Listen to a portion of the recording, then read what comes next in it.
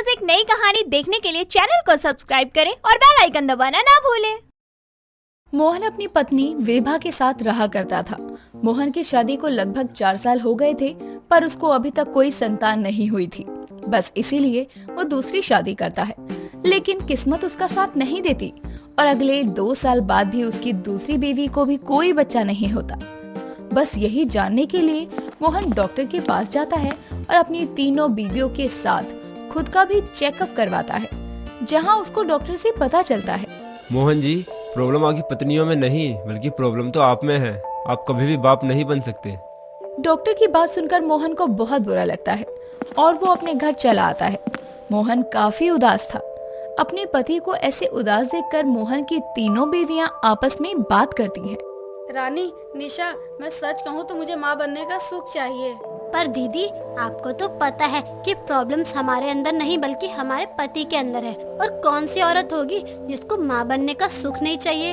अब जब हमारे पति में ही प्रॉब्लम है तो हम अरे तो क्या हुआ, उनमें चाहे कितनी ही प्रॉब्लम क्यों ना हो, पर हमारा फर्ज है कि हम उनकी इस परेशानी में उन्हें अकेला ना छोड़े। इसलिए मैं सोच रही थी कि क्यों ना हम तीनों एक बच्चे को गोद ले लें। वैसे निशा, तुम्हारा आइडिया बुरा नहीं है। हमें एक बच्चे को गोद ले लेना चाहिए। इसी बहाने हमारे घर में बच्चों की किलकारियाँ गूंजने लगेंगी।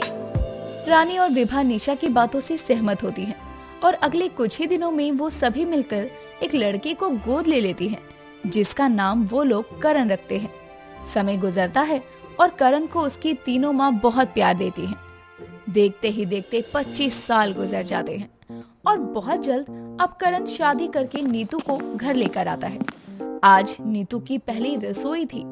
उसकी पहली रसोई में क्या बनेगा, बस यही जानने के लिए नीतू अपनी तीनों सासों के पास जाती है और उनसे कहती है, माँ जी, आज मेरी पहली रसोई है, तो आज मैं खाने में क्या बनाऊं? बहू, आज तो खाने में पास्ता या बर्गर बना ले। वैसे भी करण को पास्ता या बर्गर बहुत पसंद है। जीजी, कैसी बात कर रही हो आप? भला सुबह सुबह ये कोई चीज है खाने की?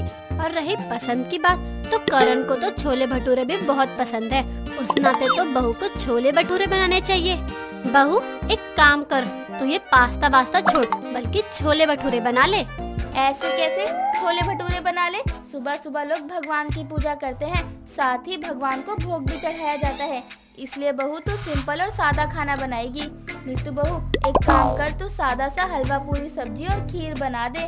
उसी में भगवान का भोग भी लग जाएगा, ठीक है ना? जी माँ जी, मैं अभी बना देती हूँ। अरे ऐसे कैसे बना लेती हूँ? बहू, तू मेरी ही पसंद का खाना बनाएगी। आखिर मैंने करण की इतनी सेवा जो की है, तो उसके नाते तुम्हारा ये फर्ज बनता है कि तुम अपनी बड़ी सास की बात मानो। अच्छा, तो उस नाते तो मैं भी इस घर की सबसे बड़ी जो हूँ, तो बहू को मेरी ही बात माननी चाहिए। बहू, ऐसा कर, मैं बड़ी हूँ ना, तो तू एक काम कर, तू मेरी पसंद का ही खाना बना ले। ये कोई बात नहीं होती जी। अगर देखा जाए तो मैंने करण को गोद लेने की बात कही थी, तो इस हक से सबसे पहला हक तो मेरा बनता है ना।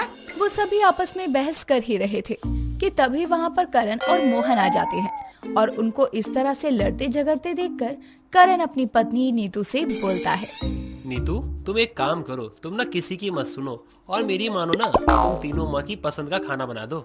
ऐसे कैसे बना दो? अरे वो लड़की है, कोई मशीन नहीं जो सब कुछ बना दे। बहू, तुम किसी की मत सुनो। अगर तुम इनकी सुनोगी तो पागल ही हो जाओगी।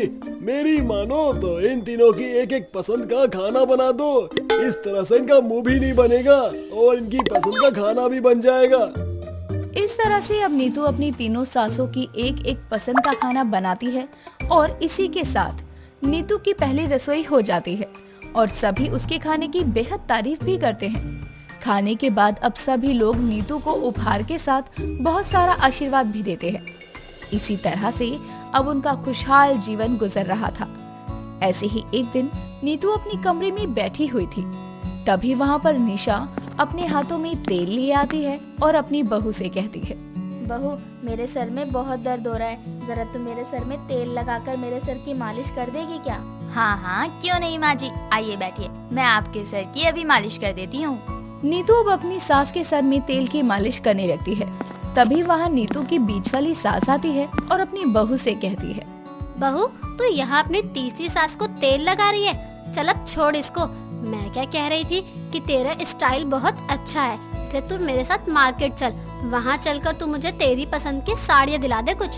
पर माँ जी मैंने अभी ही माँ के सर में तेल लगाना शुरू किया है। छोड़ ना बहू, आकर लगा देना तेल। अरे ऐसे कैसे बाद में लगा दियो?